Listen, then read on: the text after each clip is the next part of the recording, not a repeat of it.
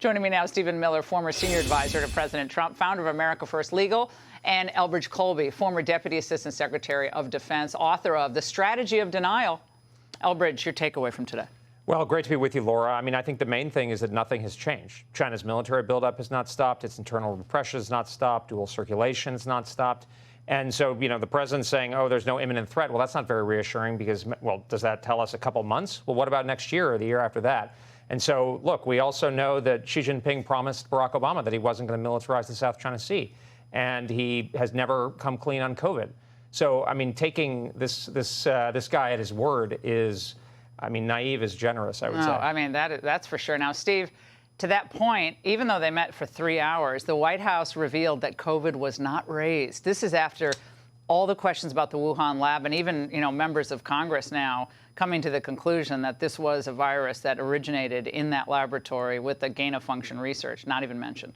Astonishing. It is astonishing that they would not bring up the Chinese coronavirus that has wrought such pain and devastation on this world and our economy. You know, President Trump took enormous heat for pushing the idea that has now been thoroughly vindicated and proven correct that this came from a laboratory, not from nature.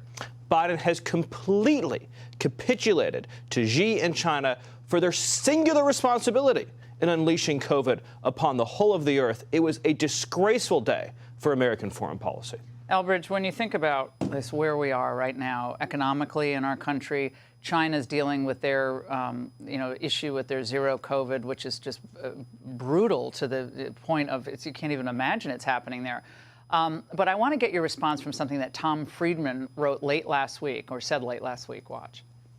U.S.-China relations are really the core of the stability of the world over the last 40 years, and the economic prosperity, the absence of great power conflict. And we need to find a way to collaborate with them as much as possible. His head is floating in that blackness there. That was almost like the beginning of Star Trek. That was a strange shot. What about that? Now we should collaborate. Like, I'm the opposite of the warmonger types. I want to stay out of conflict. Right. But collaborating with a slave state. We've been talking a lot about slavery, obviously the horrors of slavery in our past, but now apparently we're supposed to collaborate with a slave state. Well, I mean, let's not be delusional. I mean, Xi Jinping is a tough guy. He grew up in a cave. His father was purged. This guy's a hard man. He's prepared to lie.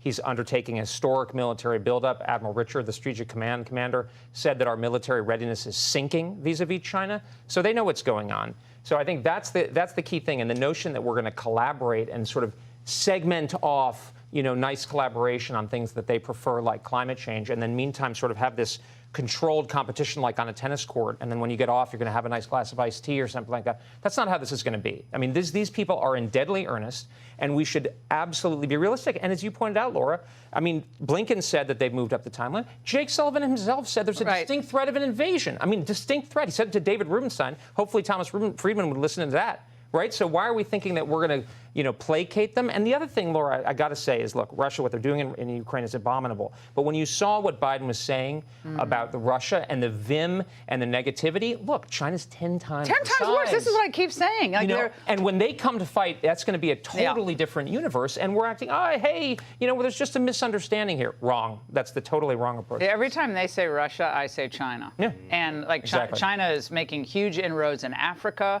and Zambia. I mean, you go there. Latin America? Yeah. When I was there, like signs are in Africa and all in Chinese. They want to build a base in Equatorial Guinea. That's on the Atlantic coast of Africa. But apparently we're supposed to collaborate. Stephen, Boeing is hoping for good news post-election, and because Biden and Xi are in talks about trying to liberalize more trade and trade possibility. Big business wants China business, and it's never going to end. Same with the investment banking crowd. China is their future. They see real growth there.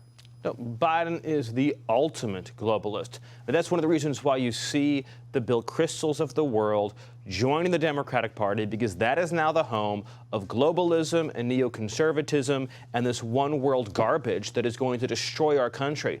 That's why Biden didn't stand up on Chinese trade. He didn't stand up on Chinese pollution. He didn't stand up on Chinese fentanyl killing our children. He did not stand up for a single solitary American interest against our chief geopolitical rival, because they want a greater economic merger with China at the expense of our working class. Laura. I think I've got to say, I rarely say anything positive about the Biden administration, but their U.S. trade rep, if you have to look at who the best person in their cabinet is it's probably their trade rep, right, who's Catherine Tai, who's held the line pretty well on Trump's, tariffs. And she said today that Boeing doesn't determine our trade policy. I hope that she actually wins out in this debate. Do you have faith in that? I mean, we'll see. I probably just destroyed the chances. But I praised her. Well, Sorry, all these Wall Street execs shut. going to Hong Kong where they've crushed freedom, right? I mean, and look, a lot of the Democratic Party, a lot of this is representing these interests now. So I think it's critical that Republicans and Democrats who agree with us on this point hold the line, because it's not in the interest of working Americans. And that's what our policy about China is so critical to get it right. If China dominates the world and it's going to use its military force to get there, and it dominates our economy, it's going to be much worse. There will be people who benefit, but it's not going to be working Americans. It's going to be the elite. Biden never saw a globalist trade deal he didn't love in his whole career in Washington. You're right. When he was in the Senate, globalism kills the middle class in the United States, and it kills our factories. We know that. Gentlemen, great to see you both.